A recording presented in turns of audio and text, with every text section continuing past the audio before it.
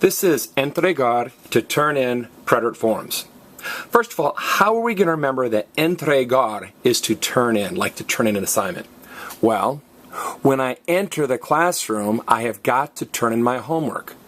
Or when I enter the classroom, I have got to turn in the assignment. So, entregar is to turn in is entregar. Entregar is to turn in is entregar. Now, I'm going to say each form of the verb in English, then Spanish, and then clap. And after I clap, I'd like you guys to repeat both the English and the Spanish with me. Okay?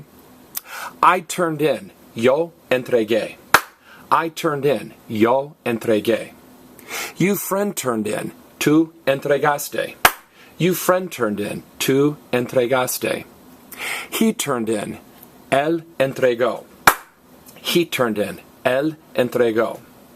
We turned in. Nosotros entregamos. We turned in. Nosotros entregamos. And they turned in. Ellos entregaron. They turned in. Ellos entregaron. Now, I'm sure you'll notice this ends in E, A-S-T-E-O, A-M-O-S-A-R-O-N, because that's what preterite verbs end in. And you'll also notice the yo form has an accent and the he form has an accent. Remember, I told you the most important chant in Spanish too is what? Everybody.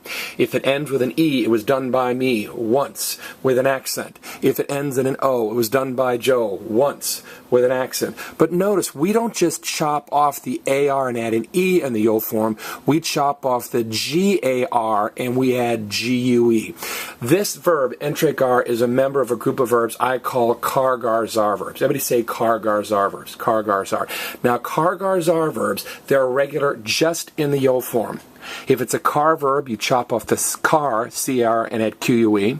If it's a gar verb, you chop off gar, G-A-R, and add G-U-E. And if it's a zar verb, you chop off the Z-A-R and add C-E.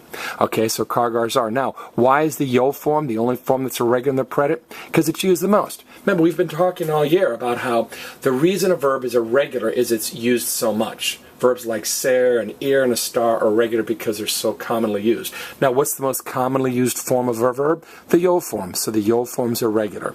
Now, how are we going to remember to chop off the gar and add gay in the yo form?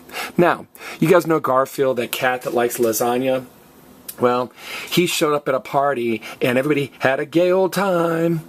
Like the Flintstones. Let's say the Flintstones were having a housewarming party and Garfield shows up with a bunch of lasagna and his Hollywood friends, and Garfield with the Flintstones had a gay old time. So anytime a word ends in gar, like llegar or entregar, you chop off the gar and add gay in the preterite. All right, hopefully that helped.